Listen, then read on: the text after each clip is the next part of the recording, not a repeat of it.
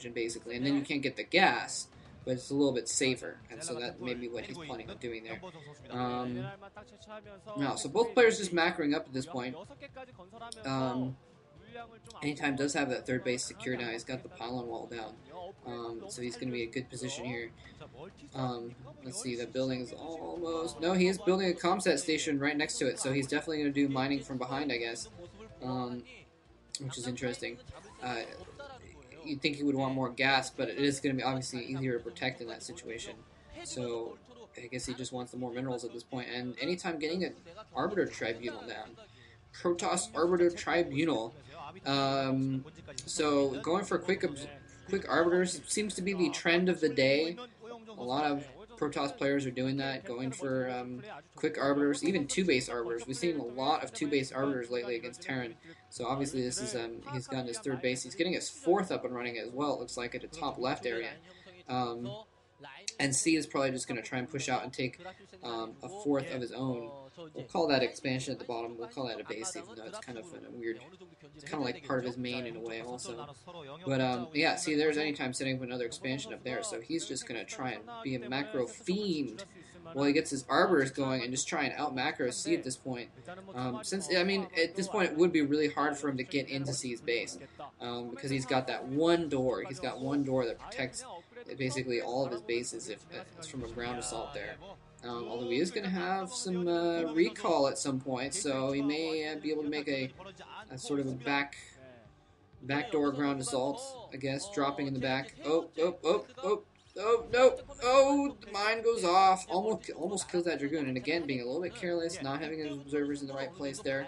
There was an observer right there. It was trailing the Dragoons, though, instead of running ahead of it a little bit.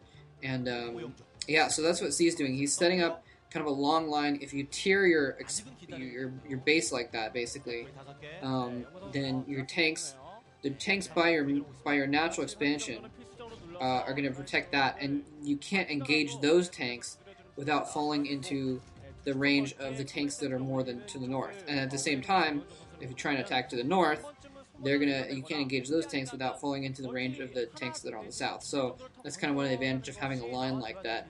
It does make it a little bit weaker, but you can cover more territory and hopefully force the opponent to engage your whole force at once instead of just running through the top. I guess it is possible he could run in, engage some of the tanks to destroy, the northern flank, perhaps, of the tank line, and then run in the top and kill off the expansion or whatever's going to go down there, but I don't know.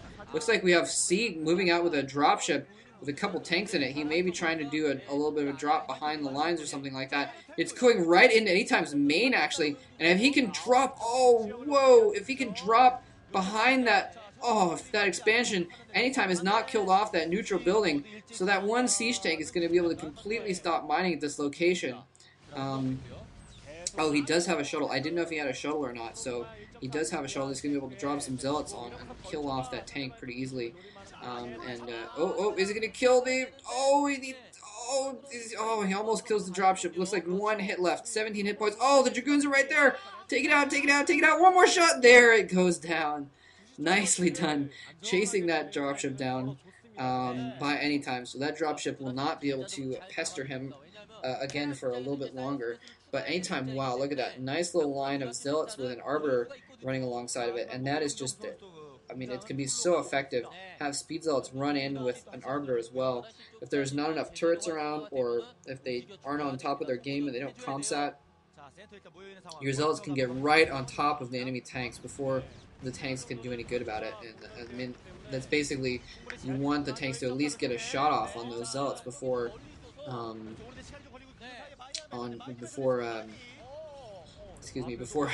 before they get up close and start owning the crap out of them.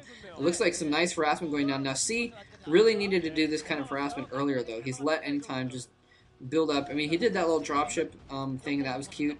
But I think he should have done more vulture harassment this whole time. He hasn't done quite enough. I mean, that's just... When you see really, really, really top players do... Top Terran players, they'll do so much harassment, it's ridiculous. And here, actually, Anytime coming in for some counter, Zealot drops out to take the hit from the tank. Storm going off, nice! 2 storms, 3 storms, oh, Jesus. Not a lot of kills on that Templar, though. The storms were just placed in such a way that they were kind of in between the minerals and the command center, and so they actually missed the SCVs that were actually mining at that moment. So he could have done a lot more damage with that. He only got 4 kills on that High Templar out of 3 storms, and that's really not a good ratio considering there was probably a dozen SCVs there. And here he comes in with his Arbiter. The Arbiter taking some hits for no reason from that turret, but the turret is going to go down. C's trying to pull his forces down to the south. Anytime he needs to be careful because there's a nice blockade there. If he can get the tanks set up, he's going to be... Oh, the EMP goes off on the Arbiter, so he's not going to be able to stasis those front tanks, which would have been huge. It would have easily won him the battle if he'd been able to stasis those front tanks, because nothing would have been able to come in to counter this force at all, and that it would have blocked up that gap completely. It looks like he is going to kill off those tanks at the very least, but his forces are still going to be able to get through, and anytime doing a lot of damage. He might even be able to take down this expansion right here. C's forces were spread out, but just like I said, he was able to take out the southern flank and just move in, and instead of engaging the whole line, he was able to take out just the one end of the line and then move in, and there's the stasis blocking up that hole from the second. Oh, wow. And so that means if C wants to enforce this, he's going to have to go all the way around. But in the meantime, he's losing a lot of forces in his main. Once he starts losing factories, that is going to be the kicker. That's going to be the part that really loses him the game. But I'm not sure if there's enough forces left in that base to really make him start losing factories at this point.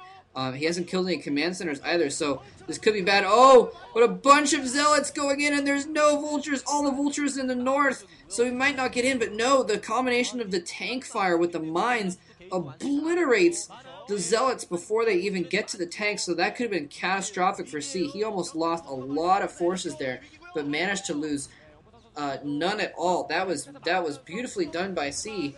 I mean, he set those mines up in a really nice spot, and the tanks were able to hit those zealots. Now, if the zealots had an Arbiter with them, then it would have been a different story, like I was talking about earlier. But anyways, anytime is going to get chased back here. But the thing is he has bought himself a lot of time during this whole exchange, where he's managed to get up another expansion at the top left-hand corner, one of the other main bases on this map. So anytime, despite not quite doing enough damage as he probably would have liked, as much damage as he would have liked with that attack, has taken more map control and has taken kind of a more macro advantage. So he's still doing okay, even though he didn't quite accomplish as much as he wanted to. And now he's got Arbiters around as well, so he's theoretically going to be able to recall on top of stuff, and that is going to be huge, especially for C, who, I mean, it's C being kind of spread thin right now. C is pretty spread thin. He's got his forces in a line going up the right side of the map. And so, you know, if anytime is able to recall somewhere, then it'll be really difficult for C to get his forces there in time to react and that sort of thing. So it'll be pretty big, but it looks like anytime instead is just going to try and send his forces all in a big army and maybe try and again this time take out the northern flank of C's army and try and take out that expansion there. It looks like he's pretty entrenched, though. He's got the high ground. He's got tanks on the high ground. So it's going to be pretty difficult. I think recalls are probably going to be the way to go in this situation to actually get this done. Start recalling on those island expansions.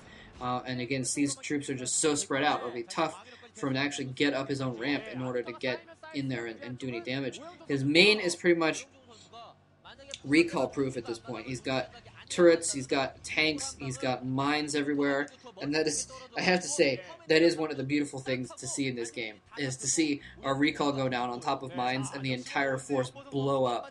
The entire force blow up without firing a shot.